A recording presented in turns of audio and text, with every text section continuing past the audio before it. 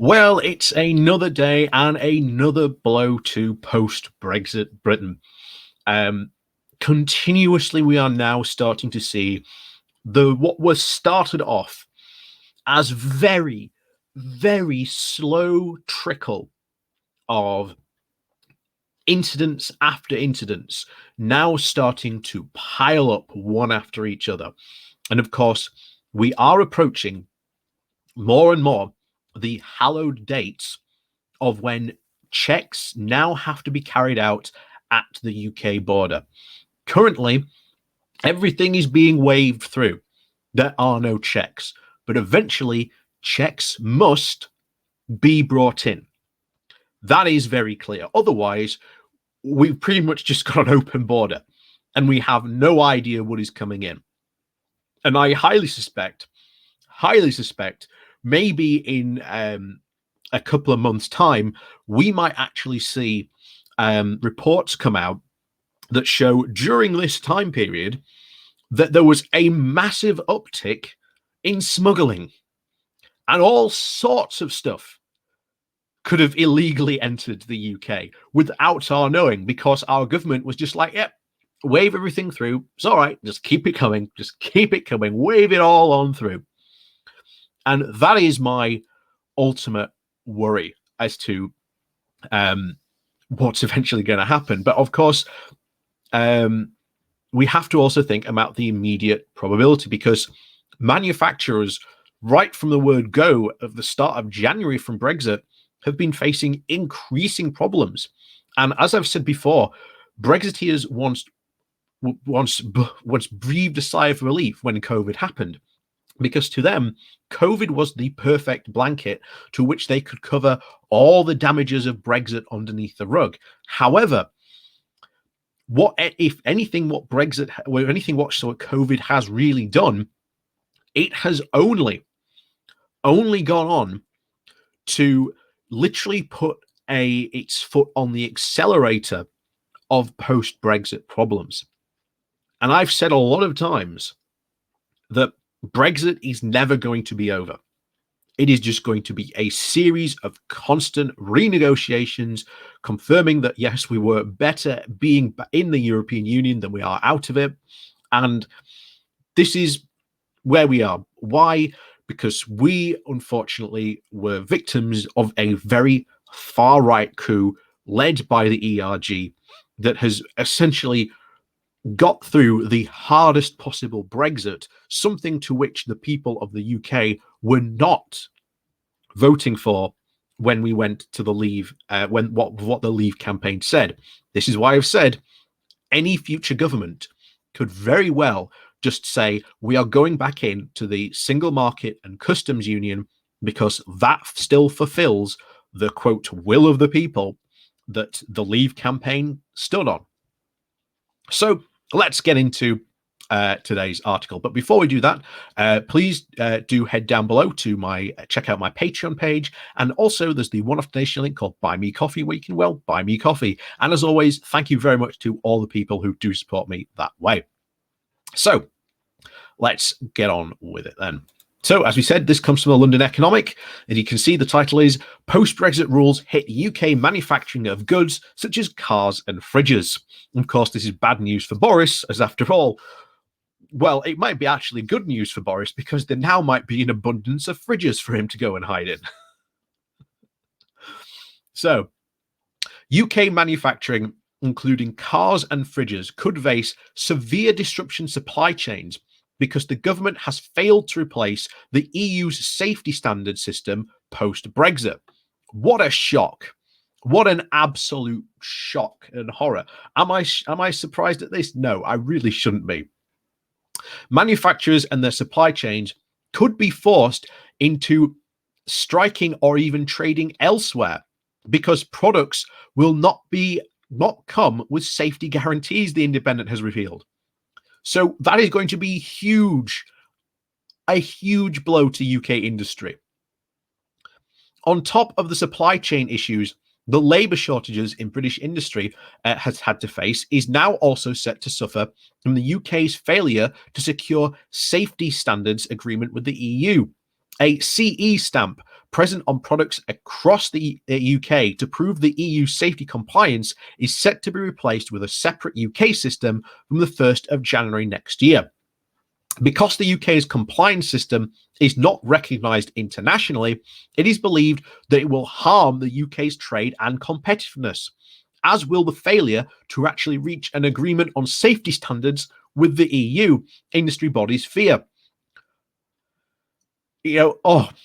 Our government not doing this. I mean, this is actually the first time we're actually seeing a divergence. I've said before that when divergence starts to happen, this is when we will start to see the true pain. And this is divergence happening in real time. This is a failure of this Brexit government failing to help British industry.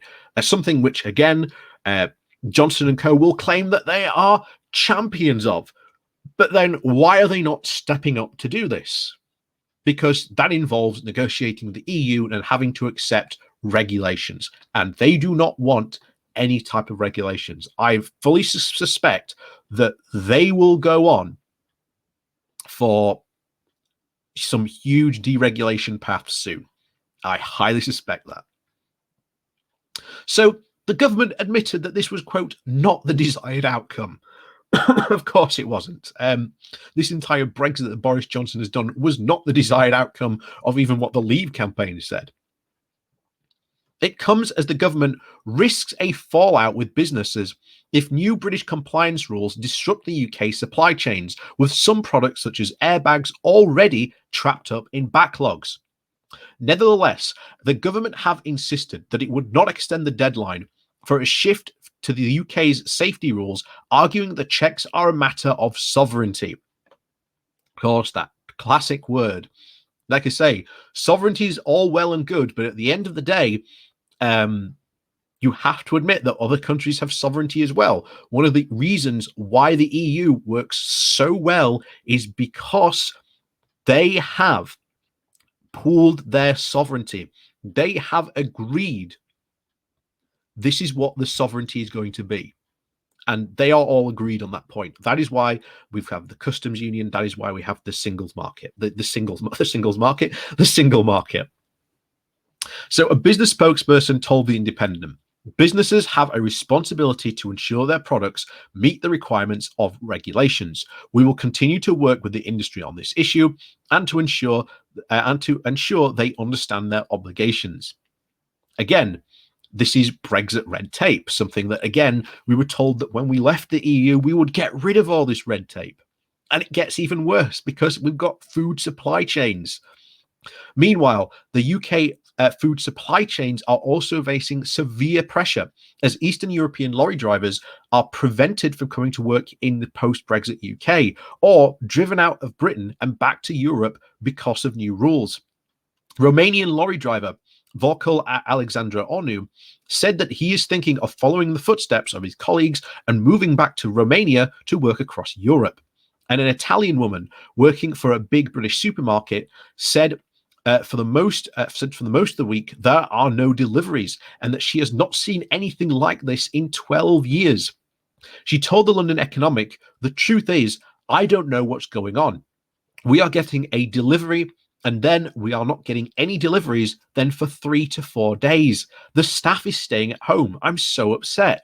Of course, this comes on the back of the other big news of recently, that you've had the Road Haulage Association saying that our supply chains could collapse potentially in the next 2 to 3 weeks. And if that happens, that's a whole new level of pain. So the delivery shortage is because of Brexit. I have worked throughout the pandemic. I've never stopped when people started panic buying. We will now have some problems, but because people bought everything, not because we don't have anything to sell like now. Onu told the London Economic that there is now more risk of tiredness, pressure on lorry drivers for delivering to UK supermarkets, and because they are expected to cover for Brexit-related driver shortages. He said the problem is that there are the same drivers now left in the UK to cover for the shortages. You have to bring drivers in from abroad. Primarily, lorry drivers in the UK were Romanian, Polish, and Lithuanian. A lot of my acquaintances who are lorry drivers have left the UK as soon as the new Brexit rules came into place. I know of at least around 10 drivers from my group of friends who went back to Romania completely, and other drivers changed their jobs. So this is going to be a massive shock to the UK manufacturing system ultimately. It's what happens from here. Well, honestly, I think it ends in some really big disasters, because there's a lot being covered, especially in the media at the moment, of course, about the Brexit supply chain issues, and that will cause huge problems. Like, I do not want you to even think about the potential problems that this is going to cause. And shortages, oh my, this comes to a problem of, will people actually notice the shortages when they start to happen?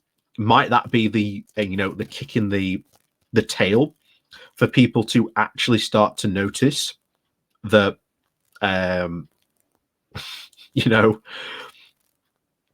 that Brexit is now a thing, and that it is hurting them and their lives? I highly suspect it will, but we'll have to see what happens. But I'll tell you now, the supply chains of the UK collapsing because of Brexit is going to cause a significant stir. And the fact that the government are sitting and just letting this happen is very, very suspicious, because I highly suspect, of course, they will blame the EU. Of course, the EU have absolutely nothing to do with this whatsoever. This is, once again, as we've said from the very beginning, the problems of the UK were never anything to do with the EU, and entirely based on this current Tory government, primarily for their huge focus on driving austerity. But thanks very much for watching. And as always, please do remember to hit that like, share, and subscribe button before you go.